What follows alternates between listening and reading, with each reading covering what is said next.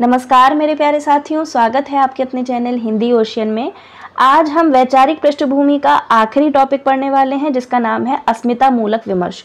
इससे पहले हम लोगों ने अस्तित्ववाद पढ़ लिया था, तो अस्तित्ववाद को ही ध्यान में रखते हुए अस्मिता मूलक विमर्श मतलब जिस चीज की अस्मिता या फिर अस्तित्व है इस समाज में, जैसे दलित साहित्य है, स्त्री साहित्य है, आदिवासी और अल्पसंख्यक है, तो इनके बारे में कितना साहित्य ने लिखा है और क्या इनकी विचारधारा रही है, इन सब के बारे में आज हम पढ़ेंगे। तो क्लास 14वीं होने वाली है और इसमें आपके 4 टॉपिक लगे हुए हैं और मतलब अस्मिता मूलक में 4 आपके विमर्श लगे हुए हैं। पहला है दलित, फिर दूसरा है स्त्री, तीसरा है आदिवासी और चौथा है अल्पसंख्यक। तो आज हम दलित विमर्श के ऊपर विशेषता पढ़ेंगे। सबसे पहले जानते हैं कि ये कब शुरू हुआ। 20वीं सदी विमर्शों की सदी रही है। इस सदी में समाज के सभी वंचित समूहों ने अपने हक, अधिकार और अपनी अस्मितागत पहचान के लिए निर्णायक लड़ाई छेड़ रखी है, चाहे वो स्त्री वर्ग हो, चाहे वो आपका दलित वर्ग हो या फिर आदिवासी वर्ग हो।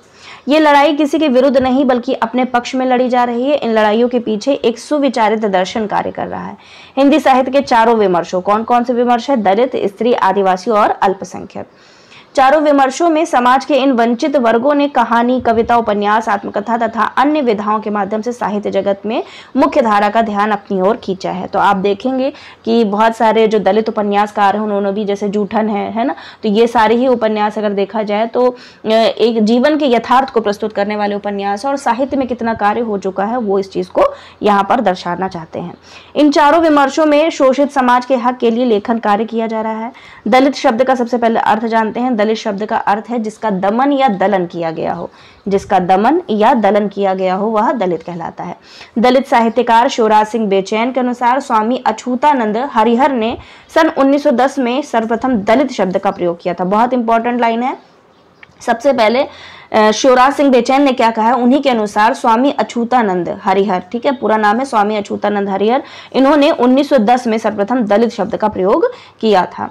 गांधी जी ने दलित शब्द का प्रथम प्रयोक्ता विवेकानंद को माना है। तो दलित शब्द का प्रथम प्रयोक्ता गांधी जी किसको मानते हैं? विवेकानंद को मानते हैं। अंबेडकर के लोक शिक्षा प्रसारक मंडल के दलित साहित्य सेवक संघ व 1970 के दलित पैंथर्स नामक दलितों के राजनीतिक दल ने दलित शब्द का सर्वाधिक प्रचार प्रसार किया। तो प्रचार प्रसार की अगर बात करें तो अंबेडकर के दर्शन में जो लोक शिक्षा प्रसारक मंडल था, उस दलित साहित्य के सेवक संघ व 1970 में दलित पैंथर्स नामक दलितों के राजनीतिक दल ने सबसे पहले दलित शब्द का प्रचार और प्रसार किया था। ठीक है।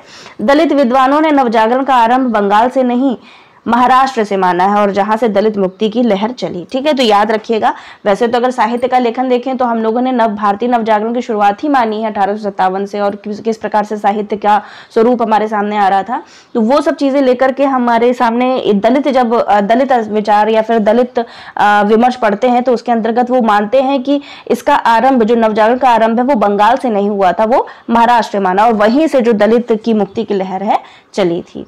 ज्योतिबा फुले बहुत इंपॉर्टेंट नाम है और इनसे प्रश्न पूछा गया था, इनकी बुक का नाम पूछा गया था पिछली बार।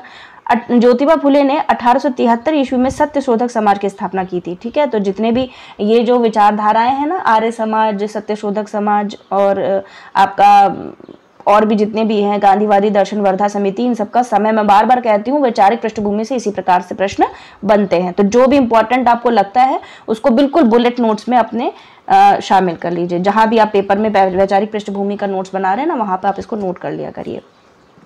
तो इन्होंने 1873 में सत्यशोधक समाज की स्थापना की थी। नारायण गुरु केरल, पेरियार रामास्वामी नायकर तमिलनाडु, स्वामी अच्युतानंद उत्तर भारत और चांद गुरु बंगाल आदि दलित महापुरुष है। तो इन्होंने सारे ही दलित महापुरुषों की बारे में बता दिया है कि नारायण गुरु हैं केरल से, पेरियार रामास्वामी नायकर हैं तमिलनाडु से, स्वामी अच्युतानंद उत्तर भारत से हैं, चांद गुरु बंगाल, ये सारे ही दलित महापुरुष में शामिल है।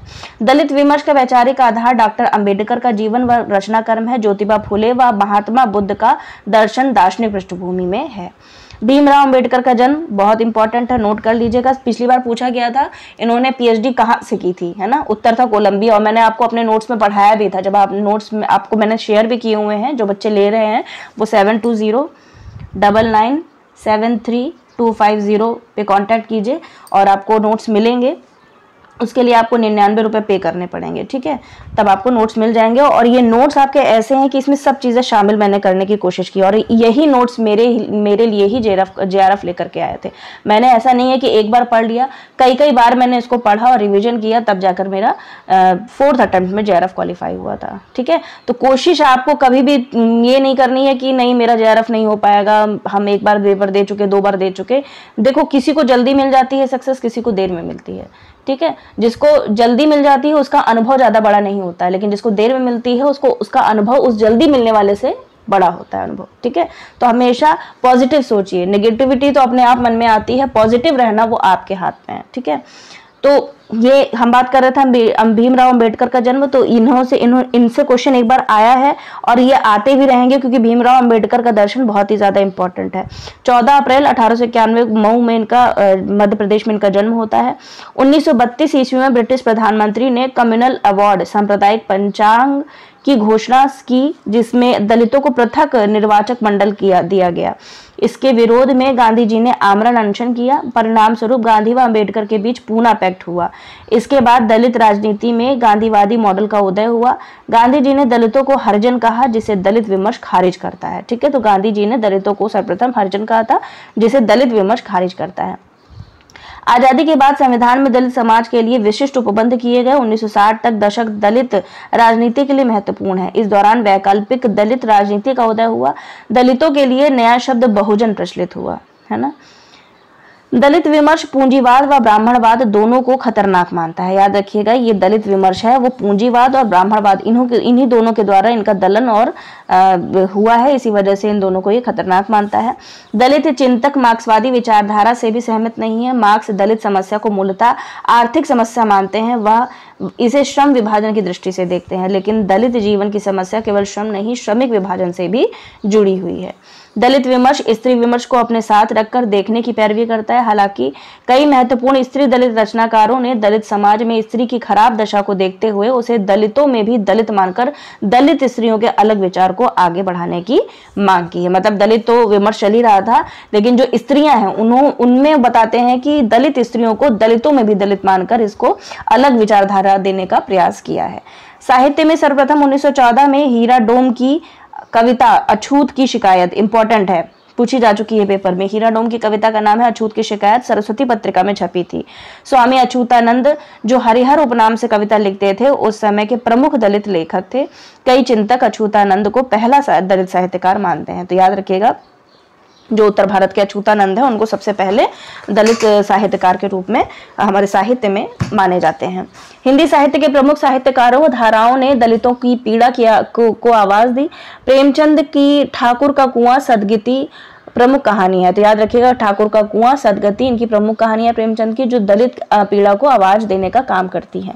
सदगति प्रमुख कहानियां है। गोदान में भी दलित जीवन की पीड़ा है, जब वो सिलिया के माध्यम से वो एक जो कहानी है वो भी इसमें आई है। हिंदी साहित्य में दलित विमर्श के बारे में बात करते हैं तो 1970 तक की दलित कविता का केंद्रीय स्वर अंबेडकर की स्तुति है, लेकिन 8वें दशक से दलित कविता का स्वर बदलने लगता है और उसमें दलित वर्ग की पीड़ा एवं विद्रोह भावना की व्यक्ति होने लगती है। दलित कविता का विद्रोह सवर्णवादी मानसिकता के विरुद्ध है। सवर्ण समाज ने अलौकिकता के सहारे दलित समाज और उसकी सृजनात्मकता को अवरुद्ध कर रखा था। इसलिए दलित कविता सवर्ण संस्कृति को मुर्दा संस्कृति बताते हुए उसे पराई संस्कृति घोषित करती है। दलित कवि कमल भारती अतार्किक परंपराओं को चुनौती देते हुए एवं दलित वर्ग की मुक्ति के स्वप्न को शब्द देते हुए लिखते हैं। क्या लिखते हैं कमल भारती कि मेरे परदादा मर गए जूठन खाते, उतरे चितरे पहने खेत बोते जोतते, इसे पूर्व जन्मों का फल मानते मानते और जमींदार फूलता गया, जमींदार का वंश बढ़ता गया आकाश बेल की तरह, पर अब मैं पूर्व जन्म नहीं वर्तमान देखता हूं। तो ये किसके शब्द हैं? याद रखिएगा, ये शब्द हैं कमल भारती जी के। ठीक है। दलित कविता दलित की स्थिति के लिए सीधे रूप में सवर्ण समाज विशेषकर ब्राह्मण जाति को जिम्मेदार ठहराती है। आज की दलित कविता शोषण के बहुविध रूपों की पहचान कर रही है। भूमंडलीकरण, विचारधाराओं के छदम, जाति व्यवस्था की जकड़न, पूंजीवाद आदि के शोषणकारी स्वरूप के पहचान दलित कविता करती है। दलित साहित्य में आत्मकथाओं का बड़ी मात्रा में सृजन हुआ है। ओम प्रकाश वाल्मीकि, मोहनदास नैमिषारण्य, डॉक्टर धर्मवीर, जयप्रकाश करदम, शिवराज सिंह बेचैन, कौशल्या बेसंत्री, सूरजपाल चौहान आदि प्रमुख दलित लेखक हैं। दलित साहित्य में दलित विमर्श की 3 धाराएं देखने को मिलती हैं। पहली, दलित जातियों में जन्मे लेखक जो स्वानुभव के आधार पर केवल दलितों द्वारा रचित साहित्य को दलित साहित्य मानते हैं। दूसरा, दलित इतर लेखक जिन्होंने दलित जीवन के विषय में लिखा। और तीसरा, वे मार्क्सवादी लेखक जो दलितों को सर्वहारा की स्थिति में देखते हैं। ठीक है, तो 3 तरीके की धाराएं देखने को मिलती हैं दलित विमर्श में, जो स्वयं दलित हैं और दलित साहित्य का विस्तार कर रहे हैं। दूसरा, जो दलित इतर लेखक है, मतलब दलित तो नहीं है लेकिन उन्होंने दलित जीवन पर लिखा हुआ है। और मार्क्सवादी लेखक वो हैं जो दलितों को सर्वहारा की दृष्टि से देखते हैं, मतलब आर्थिक पूंजीवाद के रूप में उसको देखते हैं। ठीक है, तो ये 3 प्रकार की धाराएं देखने को मिलती हैं। अब ये देखिए, ये पेज रखा हुआ है मैंने दृष्टि की किताब से। ठीक है, ये इंपॉर्टेंट है। इसमें आप देख लीजिए, ओम प्रकाश वाल्मीकि की रचना है दलित साहित्य, अनुभव, संघर्ष और यथार्थ, 2013 में आई थी। दलित साहित्य का सौंदर्य शास्त्र। मोहनदास नैमिषारण्य की रचना है भारतीय दलित आंदोलन का इतिहास, 4 खंडों में है, 2013 में प्रकाशित हुई थी। आज बाजार बंद है, ये 2 इनकी महत्वपूर्ण रचना है। फिर डॉक्टर सूर्य नारायण रणसुभे की है डॉक्टर बाबा साहेब अम्बेडकर, दलित चेतना की पहचान, 2013। डॉक्टर एन सिंह ने लिखा है दलित चिंतन, अनुभव और विचार, 2014 में आई थी। संत शिरोमणि रैदास, वाणी और विचार, 2013। दलित साहित्य के प्रतिमान, 2012। तो ये तीनों ही रचनाएं डॉक्टर एन सिंह की हैं। फिर कृष्णदत्त पालीवाल का नाम आता है, दलित साहित्य, बुनियादी सरोकार, उत्तराधुनिकतावाद और दलित साहित्य। राम पुनियानी का है सामाजिक न्याय, एक सचित्र परिचय, सांप्रदायिक राजनीति, तथ्य एवं मिथक। बद्री नारायण का है उपेक्षित समुदायों का आत्म इतिहास, संपादित किया है इन्होंने। मार्टिन मेकवान का है मेरी कथा, दलित यातना, संघर्ष और भविष्य। राजदेव सिंह का है निर्गुण राम भक्ति और दलित जातियां। मीरा गौतम का है गुरु रविदास, वाणी एवं महत्व। शिवराज सिंह बेचैन का है सामाजिक न्याय और दलित साहित्य, 2014। डॉक्टर धर्मवीर, अच्छा धर्मवीर भारती अलग है, ये डॉक्टर धर्मवीर अलग है। ठीक है, ये याद रखिएगा। पहले मैं इनको एक ही समझती थी, लेकिन धीरे धीरे जब साहित्य पढ़ते गए तब पता चला कि डॉक्टर धर्मवीर और धर्मवीर भारती दोनों ही अलग हैं। तो डॉक्टर धर्मवीर, डॉक्टर अंबेडकर के प्रशासनिक विचार, मातृसत्ता, पितृसत्ता और जार सत्ता। कामसूत्र की संतानें, 3 द्विज, हिंदू स्त्रीलिंगों का चिंतन, प्रेमचंद सामंत का मुंशी।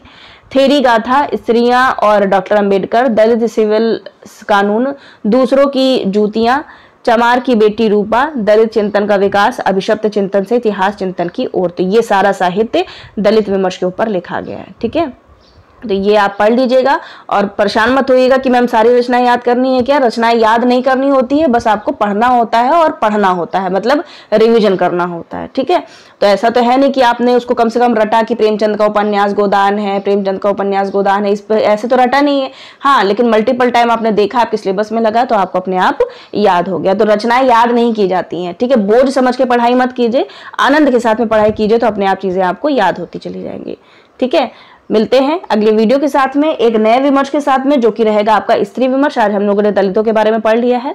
मिलते हैं अगले वीडियो के साथ में। वीडियो को लाइक जरूर कीजिएगा, कमेंट कीजिएगा और अपने विचार जरूर व्यक्त कीजिएगा। धन्यवाद सभी का।